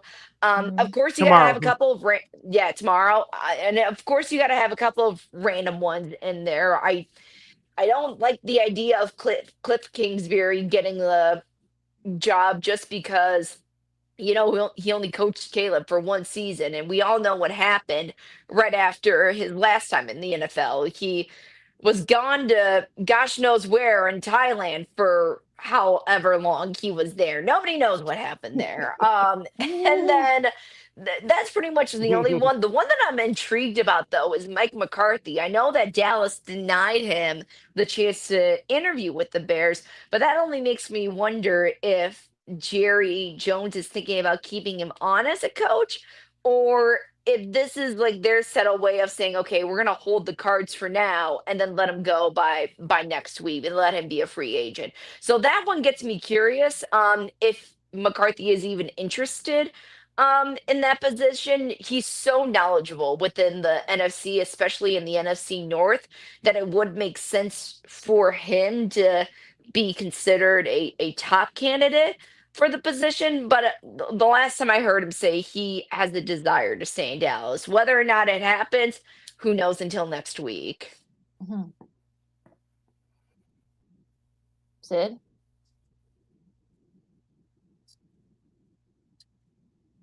Sid? Uh-oh. Is he frozen? I want to get your thoughts, Christine, about the press conferences for Kevin Warren, the team president, Ryan Post, the GM, and George McCaskey, the owner. Of course, all three of those guys did their press conferences separately. Me and Lakina opened up the show by discussing our thoughts. I had the thought that Ryan Post kept his contract status secret. As he knows as well as everyone else does, each coaching candidate you interview, they want to know what your contract status is because they're going to have to work with you maybe past next year. As we found out through back channels that next year, as we know right now, this could be Ryan Post's last year, of course, via his contract. But the thing that got to me was on a George McCaskey on Wednesday. Someone asked him asked a question.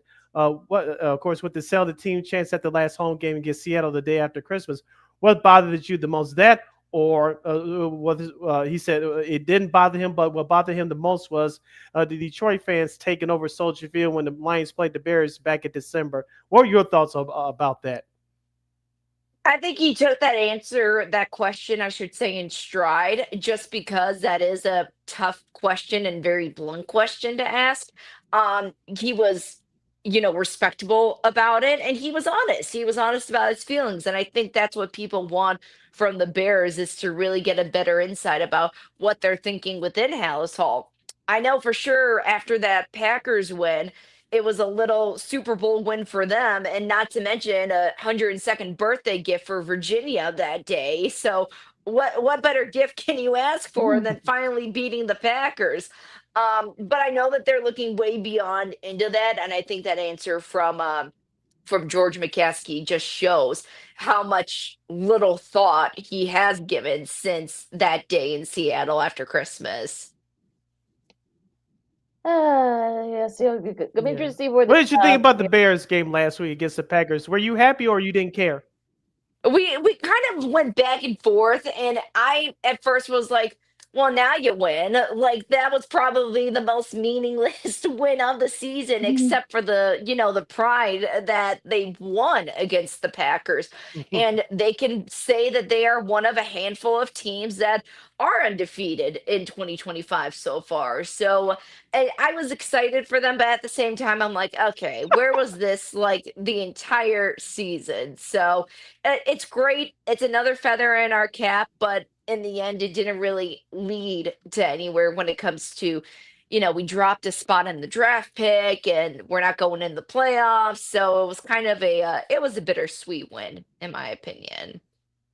Yeah, gonna be interested to see what happens. Like I said, yeah, with that win. I mean, I know everyone was, Bears were boasting about it, but as far as the coaching goes, yeah, we'll see what happens. Like I said, there's a lot of names that are being thrown out there. So, what about Marcus Freeman? I heard some people were saying earlier, well, that's not happening. That's not happening.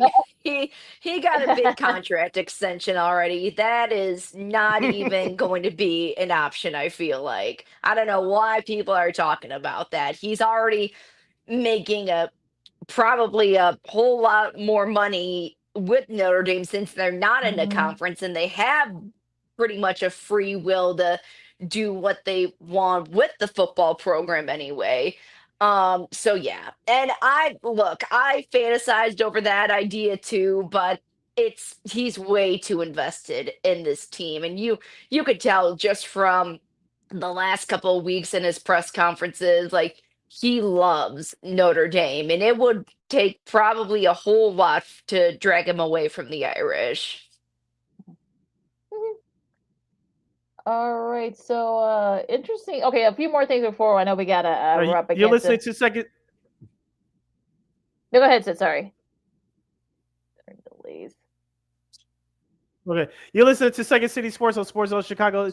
This is Sid, Lakina, and Christine. As Lakina said, we're heading down the home stretch. We have a couple of minutes left. Before I forget, Christine, the White Sox, they'll have their fan fest on the South Side on Friday, January 25th and Saturday, January 26th. As of right now, scheduled to appear Hall of Famer Harold Baines, 2005 World Champion Mark Burley, Sweaty Freddie Garcia, and Jose Cantura, along with current players Brooks Baldwin, Mike Tauchman, and Gus Varland. Mark Burley is great. What players would you like to add to that list? I hope that it would be like Konerko, maybe Jim Tomey. I'd like to see, oh gosh, yeah, Frank Thomas. You got to have the big hurt in there. There's just a whole bunch of people that I would say should be there. Scott Pasetnik, Joe Creedy, and it would be great to see them all there. To be honest with you, so hopefully they'll get more of a bigger list. But I like that. I love that Mark Burley is going to be now there. Now he's only going to be there on that Friday, so that's something to keep in mind too. Yeah, I know. I got some of the list here. I guess like you said, Brooks Baldwin, Mike Tachman, Gus Varlin, like I know Sid said that, and of course, like you said, Burley's going to be there for that first day. So it's going to be interesting if we get more names. You got to think there's going to be more names, right? You got to think AJ Persist, he's going to be there. Jermaine Dice, especially since it's going to be honoring that 05 team that won the World Series. It'll be 20 years. So I'm sure they're going to want a lot of those guys there as they can. So I'm sure it's going to be a few surprises. Like we still got like a couple more weeks until Sox Fest. So we'll see. But yeah, it's good to see Burley because we know he doesn't really like to, we do a lot of appearances like that. So it's good to see that he is coming in for this occasion. I'm sure they're going to be honoring this squad throughout the season, this coming season. I'm sure. Mm-hmm. Yep. And for those of you that are interested, February 13th, tickets will go on sale for the White Sox for the 2025 season. Tune in. Yep. A couple of last questions for you, Christine. The Derrick Rose ceremony took place last Saturday at the United Center. Of course, the Bulls got a big win over the New York Knicks. Did you get a chance to see the ceremony? If so, what were your thoughts? I watched the tribute video and the halftime ceremony. I also watched, the events leading up to it. It gave me chills just because that is like my Michael Jordan era, I grew up watching D Rose play for the Bulls, and the fact that the flashbacks came in with all the memories, all his accomplishments, what he has done and what he continues to do for the city of Chicago. It was fantastic. I do think it's kind of odd that they just wouldn't put the jersey up in the rafters at that moment, since everybody was already there and they were doing this whole big hoopla and everything when it comes to like the roses all over the place and having that theme kind of throughout the entire week and leading up to the game. So I am surprised at that. I think it was funny when they asked him the day before what he would want. Would he want a statue or his numbers in the rafters? And he said, "Please, Jerry, do not give me a statue. After what I've been seeing in statues in recent years, I do not want a statue. Put my number in the rafters. That would be great." And then the next day they told him that he's going in the rafters. And, even though he didn't win a championship with the Bulls, he's still the youngest MVP. He's Chicago's own. The energy just as electric as I remember as it was when, he walked on that court, and he's got a great family too. It just makes sense for him to have his number up in the rafters. I know that Dan Bernstein, 670 The Score, has the hot take on that opinion, but I think that's his opinion. He's entitled to it. I don't think it's the right opinion in this situation. There's circumstances behind this one, and it's definitely someone that gets the city of Chicago excited and someone that's continuing to give back to the city to this day. Yeah, I mean, we saw that pop-up flower shop that he helped open up. So yeah, I think, look, I know some people say, oh, he wasn't, he didn't play long enough or he was injured a lot, but I think for what he did to the city and for what he still, you saw when you guys saw when he was over at Simeon playing that All-Star game last week, that he's still a beloved figure there. Of course, he went to his childhood home. And so, yeah, I think this is totally deserving of it. We'll see. I mean, it'll be interesting when they will be next season. So, but yeah, it should be very emotional like it was and the Bulls won. So, even better they beat New York. So during that game. So I think that's even better. I think Thibodeau was okay with that, all things considered. All right, last note. Right.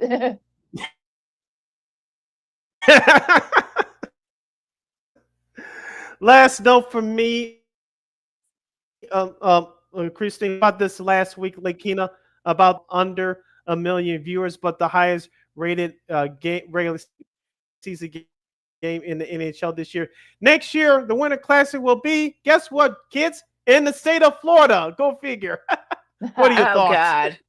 Oh, God. jeez. You know, I know that hockey is actually bigger than You what can't make people this stuff up. think in Florida. No, I mean, like I said, I think people are not giving Florida enough credit because they actually are a big hockey state, believe it or not.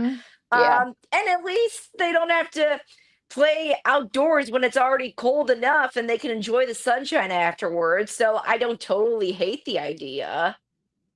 Well, yeah, like I said, you've had Lightning have won multiple Stanley Cups, so yeah, I mean the Florida teams have done well there, so yeah, I mean I wasn't that shocked that they wanted, especially since it was snowing in Chicago. So yeah, I'm not that surprised they're gonna want to go somewhere a little bit warmer, although I think it's like in the 40s down there in Florida right now, so it's not exactly like in the 60s like it usually is, but but even still, I mean, I'm sure. Look, hopefully it'll be a little bit warmer, and I'm not surprised. And plus, I think they've only done like once since they started doing the winter classes. So yeah, of course they want to go back to Florida. Yeah, I think they did a stadium series down there, if I'm not mistaken, but never a Winter Classic down there in Florida. So this will be the first Winter Classic in the state of Florida next year. Should be interesting. We'll see who's going to be the matching up, who's going to get that matchup. So should be fun down there in Florida. But yeah, I'm sure it'll be interesting though. We'll see if they're actually going to be they're not going to be wearing short sleeves, that's for sure. Hello, global warming. All right, Christine, any last minute thoughts, thank yous, or any nuggets before we close out? I think I'm good. Go Irish. Well, with that said, you find my Kid McGee on the Twitter, X, and Q's Cookie, and the IG. You can follow yours truly, Sidney Brown, on the Twitter, X, and the IG as SidKid80. Once again, it's SidKid80. That's SIDKID80. SIDKID80. Be sure to download that Sports Zone Chicago app wherever you get your apps. Please follow Sports Zone Chicago on all social media platforms. Please subscribe to our podcast. We're located at Warp Media Podcast. That's WARR Media, PODCASTS. We are on all podcast platforms, including that iHeartRadio app. And while you're at it, please give Warp Media a follow on all social media platforms at WARR Media. And thank you very much in advance for your support. Like, share, subscribe, and tell your friends.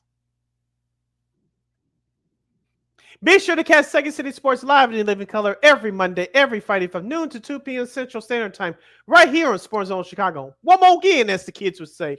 Be sure to catch Second City Sports live in living color every Monday, every Friday from noon to 2 p.m. Central Standard Time, right here on Sports Zone Chicago.